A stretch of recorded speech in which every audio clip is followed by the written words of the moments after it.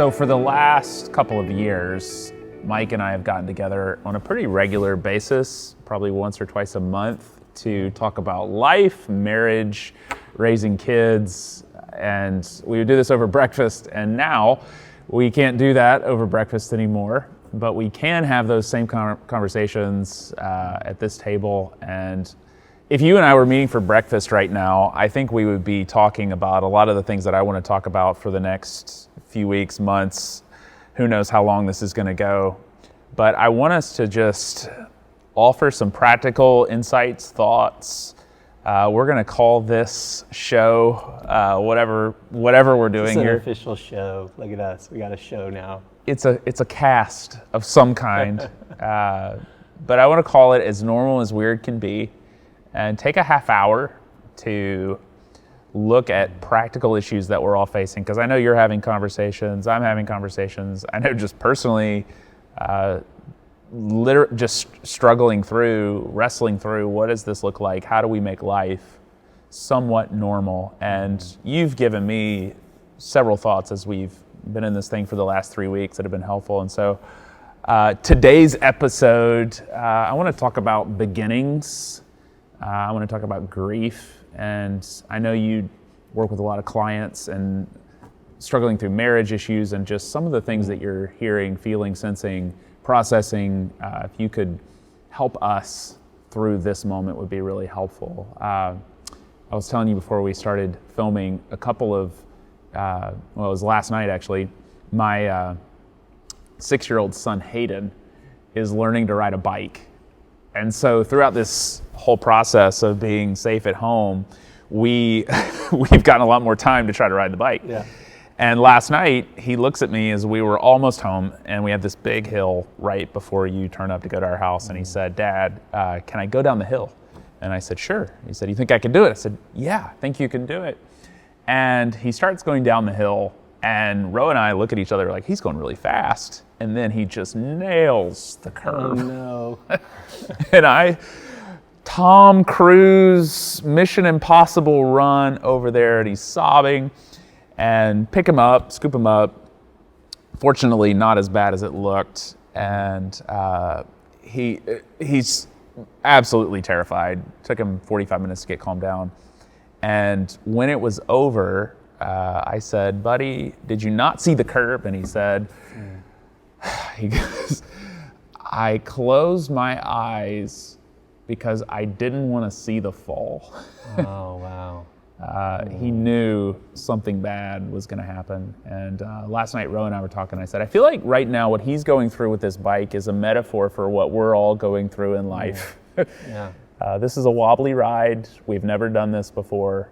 And to a certain extent, we're closing our eyes, grimacing, knowing that there's some kind of a fall, some ache is coming, and it's already settling in. And can you help me, can you help us process through this whole thing of this wobbly ride that we're in? And where are we in the story? Where are we in the ride? Well, it's really interesting. And first of all, nothing like this in terms of our lifetime and our experiences ever happened before. It is all new. And within that, I think there is a sense of, because we're all beginners and because we're just figuring this out, just like your son is just trying to figure out how to ride a bike and down a hill, and maybe it's going okay, maybe it's not going okay, maybe we are literally hitting lots of curbs right now. The reality is there is the sense of lots of grace that is needed in seasons like this. And the reality is all those coping mechanisms, all the systems, all the rhythms, all the plans that we had in our lives are unfortunately gone. Yeah. Wiped clean. Like we can't even plan into next week because we don't know what the next rule or next order or next thing that we're going to have to do. It is such a, I always use this example when I'm working with people that the idea of fog in our life and the inability to see creates a lot of confusion and anxiety and fear.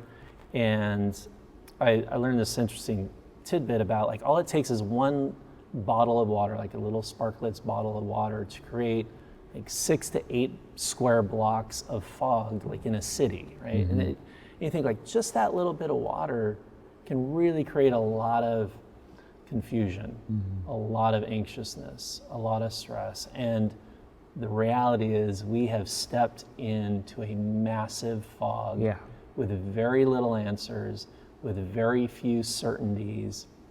And as you said, we are all beginners here.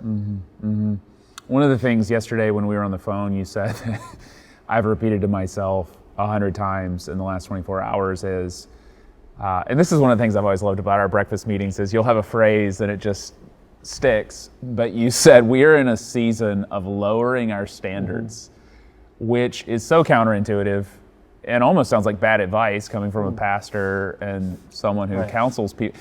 But to say we all have to lower our standards, I've never actually taught you said you've never been the principal of a school before. We've never done a podcast like that. Everything we're doing is brand new. And I can't expect I'm on day 100 when I'm actually sitting at day 1. Do you have any helpful ways for moms and dads and business leaders to give themselves that grace, lower their standards? Where would you start encouraging people to do that? Yeah, I would say I look first of all at where am I trying to apply the systems from 4 to 5 weeks ago? How am I trying to apply the exact same standard in today's new world? Yes.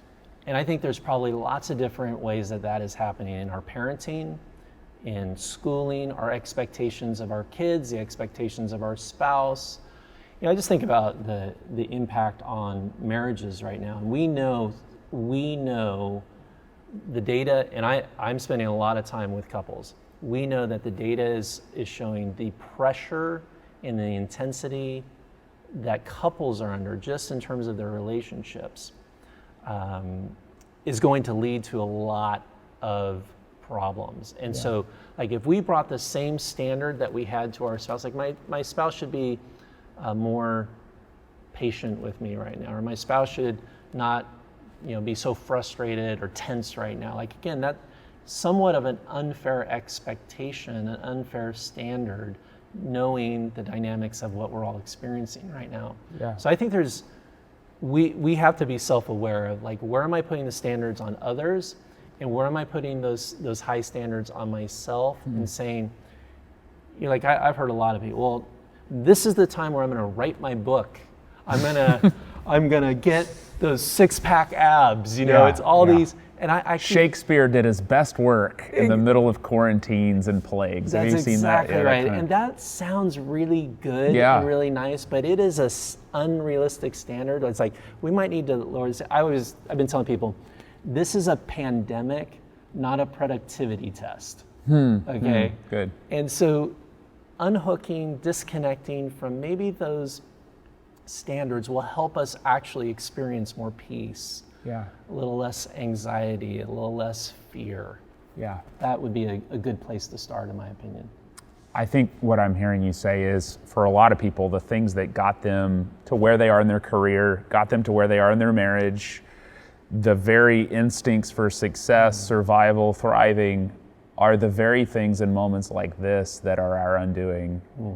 And we have to detach, recreate some kind of framework to navigate where we are in the story. And where we are in the story is a pandemic. It's not a graduate level class, and this is the final thesis that you have to write. That's so good. What are some ways that I read last night, or a couple days ago, everything's kind of a blur right now,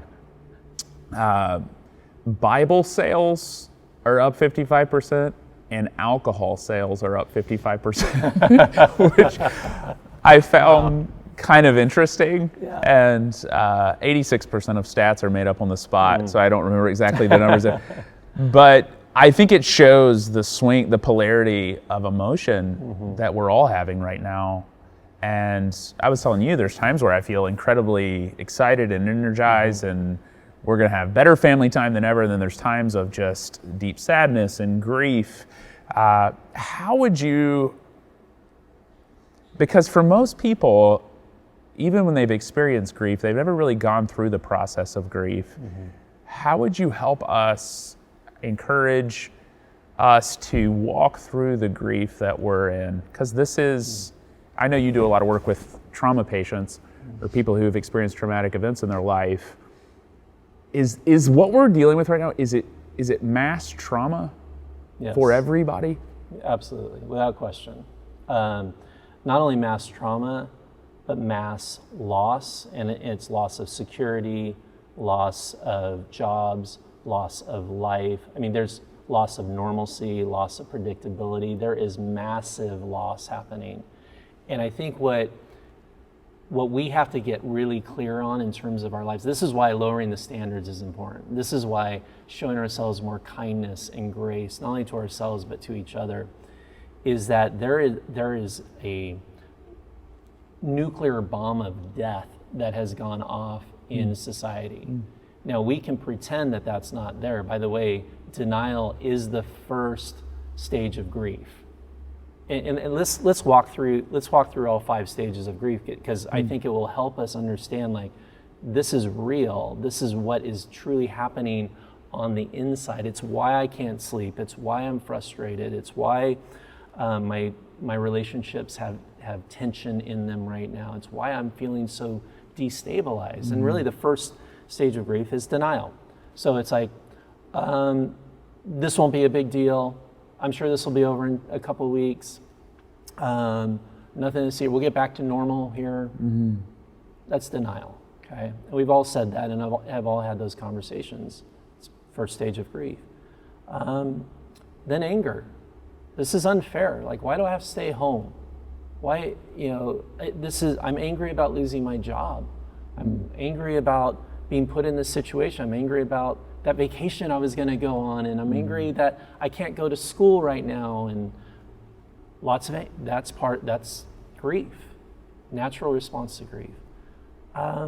Sadness, right? Sadness, the sense of, I just feel depressed. And this is a really important one too, because I think sometimes in faith communities, if we embrace the feeling of sadness or depression or feeling low, that somehow we don't have faith, right? Or that we're not clinging to hope, and we're not a good Christian. I'm like, sadness is absolutely a legitimate and important feeling in the grief process. Yeah, that's good. So feeling sad about just like what we're seeing in our society and our families, and the sadness of not being able to see grandma right now, right? Real stuff. Bargaining. How many of us did this? If I do the 2 weeks of self-quarantine, then I will be able to go outside and go back to the beach, right?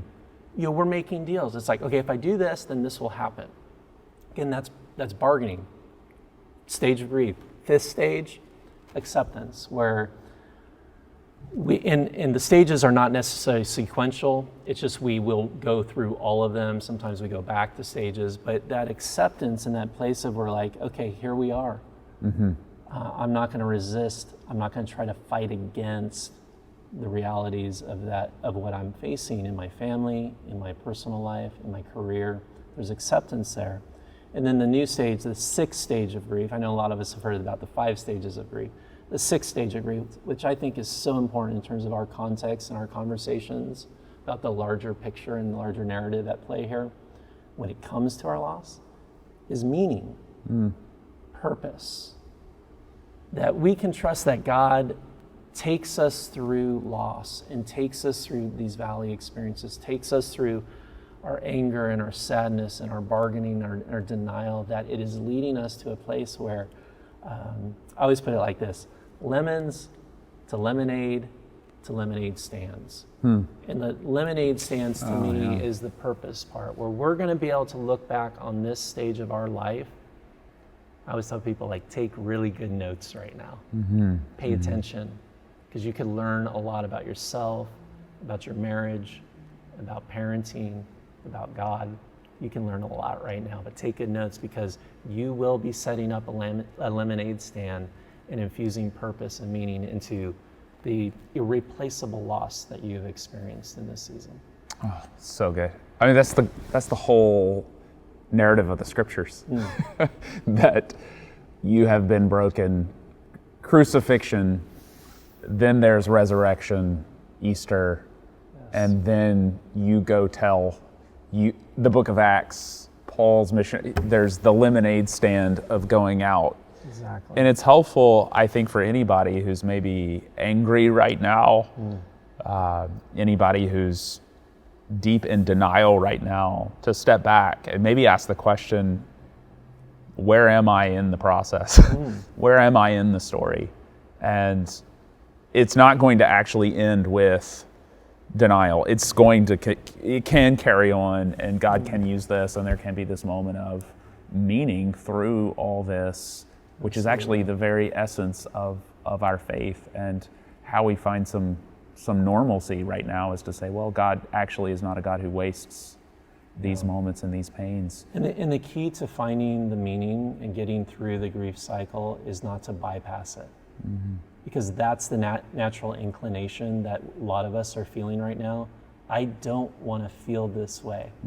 I don't want to be angry. I don't want to be sad. I'm going to suppress it, bury it. And that is being unkind to your heart. That is being unkind to your soul. And you're also missing out on the really important process that leads to the meaning and purpose. I truly believe that we have the opportunity, if we don't deny it, if we talk about it, we put on it, we name it, we have the opportunity to really level up here in every aspect of our lives. Will it be hard, difficult? You bet. Will it feel unfair? You bet. And I remember the very first week of this, I started an Excel spreadsheet of all the things that I was losing in literally 48 hours, all the way from financial to opportunities to things that I had planned on and put together and put a lot of work into that just within 48 hours came crashing down. And so we have to own the loss. We cannot live in denial, and we got to trust the process. And the process, I actually believe, man, this is the power of our faith, right? That God isn't taking us through this to make our life worse. That's not the God I serve. That's not the God you serve. Like, this is an opportunity, but we don't embrace the opportunity by bypassing the pain. That's good. And one of the things, I know for me, the first week of this was looking around at my circumstances, comparing them to other people and saying, well, you know, compared to people I know who actually have the virus, compared to people I know who are losing jobs, I don't have anything to complain about. And I think for a lot of people that hear what we're saying, they're looking at their life and their problems right now, and they're saying could be a lot worse. But even for that person, there is a acknowledgement of loss. It may be I can't go see my parents in the nursing home right now, but that is a loss that needs to be named and put on the table because it's real. What are some ways, we've talked through this a little bit, but what are some ways just practically, one of the things you told me, I thought this was so helpful, is setting up markers of hope in your life that remind you that it's kind of like a way to get through the stages of grief, but what are the ways you are setting some markers of hope in your life? I just think that's so powerful. Yeah, it's one of the things I'm trying to do, not only in my own life, but in counseling people and working with people, is we have to have some practical tools to help us through the difficult season. We are not going, again, the old coping mechanisms, and listen, reaching for the 55% of the people reaching for alcohol, 55% reaching for the bottles, those are great tools. Some tools better than others, right? More helpful than others. But building a portfolio of helpful things that we can do is really important. I know we're going to be talking a lot about that at this table in the weeks to come.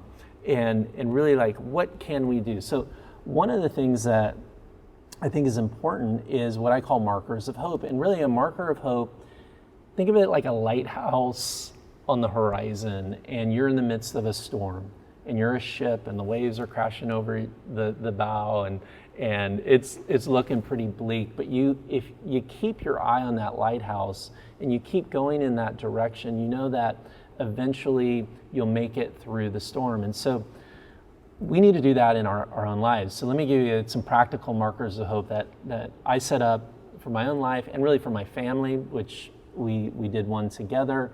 So I have picked out the shirt that out of my wardrobe, out of my closet.